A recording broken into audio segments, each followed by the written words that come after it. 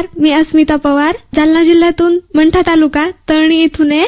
नमस्कार, मी तुमच्या समोर माझ्या लिखित कविता सादर करीत आहे. त्यातली माझी पहिली कविता आयुष्य एक कोडं.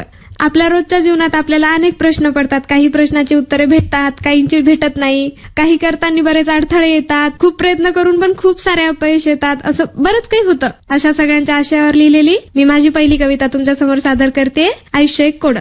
आयुष्य नेहमी शिकवत असतं, पण शिकताच येत नाही. वेळ जाण्याआधी कधीच का आपल्याला समजत नाही. कधी कधी सगळं समजत असतं, पण कायम अडथळे येतात. कधी कधी सगळं समजत असतं, पण कायम अडथळे येतात. कितीही प्रयत्न केले तरी नको त्या गोष्टीच का घडतात. परिस्थिती मने सगळं शिकवते, आपल्याला योग्य मार्ग दाखवते, पण अनेकदा प्रयत्न करून देखील नेहमी अपयशच का येते. खूप सारे प्रश्न आहेत असे मनात, पण उत्तर कुठे शोधायचं. आयुष्यरूपी कोड्याला ह्या पूर्ण कसं करायचं.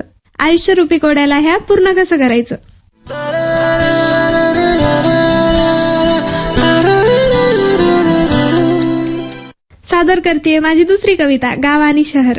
गाव आणि शहराचं म्हणलं तर बरेच काही फरक आहेत, पण आपण जेव्हा शहरात राहतो, जेव्हा अनुभवतो, तेव्हा आपल्याला बऱ्याच गोष्टी म्हणजे अटकतात, ऍडजस्ट होतो आपण. बऱ्याच गोष्टी असतात अशा, पण या दोन्ही गोष्टींच्या कंपॅरिझन मध्ये लिहिलेली मी एक कविता तुमच्या समोर सादर करते. मुळात सांगायचं झालं तर मी गावाकडून शहरात शिक्षणासाठी आलेले, आणि गाव आणि शहर या दोन्ही गोष्टीत मी जे अनुभवलंय ते आज तुमच्या समोर मांडते. शहरात कॉन्क्रीटची जंगलं आकाशाला भिडतात. गावात मात्र मातीचे घरं काळजाला भिडतात. इथे आरशासारख्या चकचकीत मोठ्या इमारती आहेत. तिथे अंगणात तुळस आणि मायेच्या सावल्या आहेत. शहरात अलारामाच्या आवाजाने होते दिवसाची सुरुवात. गावात कोंबड्याच्या आवाराने फुटे मनात पहाट. इथे वेळेची घड्याळं माणसाला धावायला लावतात. तिथे झाडाच्या सावल्या घटकाभर थांबायला लावतात. शहरातले रस्ते मोठे पण माणसं मनानी छोटी. गावातली घरं साधी पण प्रत्येकाची माया मोठी. इथे लिफ्टमध्ये भेटल्यावर ओळख कुणी देत नाही. तिथे ओसरीवर बसल्याशिवाय पाहुणा पुढे जात नाही. शहरात झगमगाट आहे पण चांदण्या दिसत नाहीत. गावात दिवे कमी पण काळोखाची भीती वाटत नाही. कुणी म्हणतं शहर प्रगत, कुणी म्हणतं गाव, पण जगण्यासाठी शहर आणि विसाव्यासाठी गावच बरं.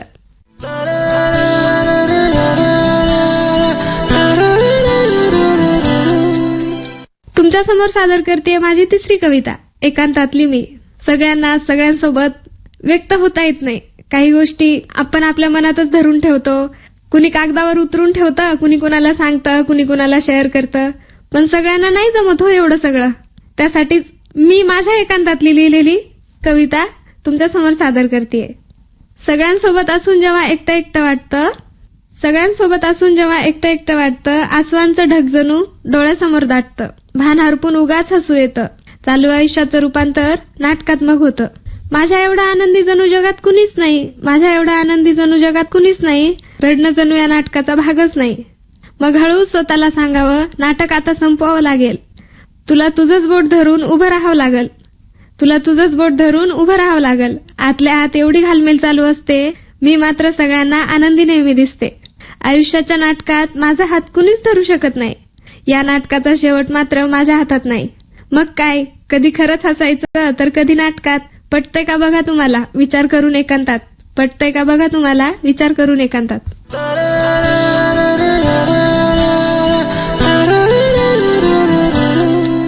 सादर करतेय माझी चौथी कविता अपूर्ण जग.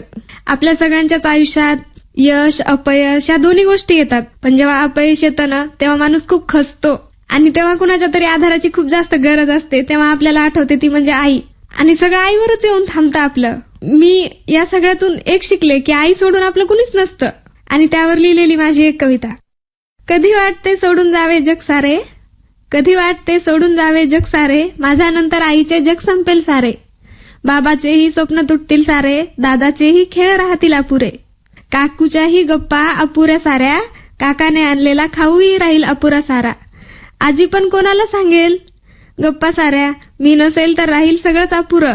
कधी वाटते सोडून जावे जग सारे, पण माझ्या नंतर आईचे जग संपेल सारे. माझ्या नंतर आईचे जग संपेल सारे. या कवितेनंतर मला एकच सांगायचंय, अपयशी खूप वेळेस येतं, पण आपण जर कोणत्या गोष्टीसाठी जर 100% दिलं तर ती होतेच. पण कधीतरी ते होत नाही, म्हणजे खूप खूप प्रयत्न करून पण होत नाही. तेव्हा न खचता समोर जाणं आणि हे सगळ्यांना जमवावंच लागल, तेव्हाच आपण पुढे जाऊ.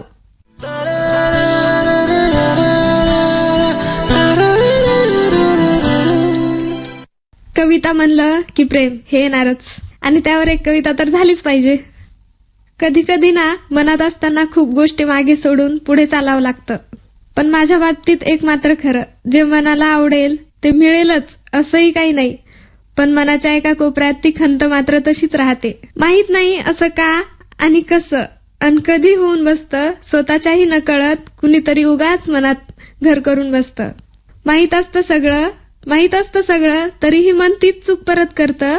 का आणि कसं बिना नावाचं एक वेगळंच नातं जुळून बसतं. कळत नाही या नात्याचा शेवट, पण उगाच मन रडतानाही हसून बसतं. मुळात असं काही घडेल याची कल्पनाही नसते, पण शेवटी जे व्हायचं नसतं तेच होऊन बसतं.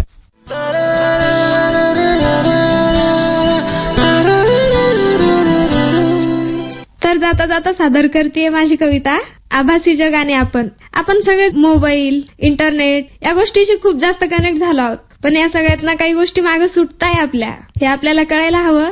या सगळ्या गोष्टीवरूनच मी लिहिलेली एक कविता सादर करतेय. हातात मोबाईल डोळ्यात ती चमक, दिवसभर चालते केवळ स्क्रोलिंगची धमक.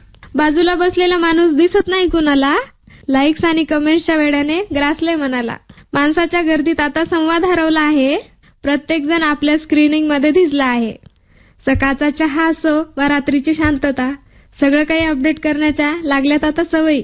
रील्सच्या या जगात आयुष्य छोटं झालंय, खोट्या हसण्यामागं खरं दुःख लपलंय. फॉलोअर्सची संख्या वाढली पण मित्र उरले नाहीत. मनाच्या कोपऱ्यात आता जुने किस्से उरले नाहीत. अतिवापराचा हा पाश हळूहळू आवळतोय, मौल्यवान वेळ आपला रिकामेपणी गाळवतोय. बाहेर पडा यातून पहा निसर्गाचे रंग, माणसाशी बोला आता होऊन त्यात दंग. धन्यवाद.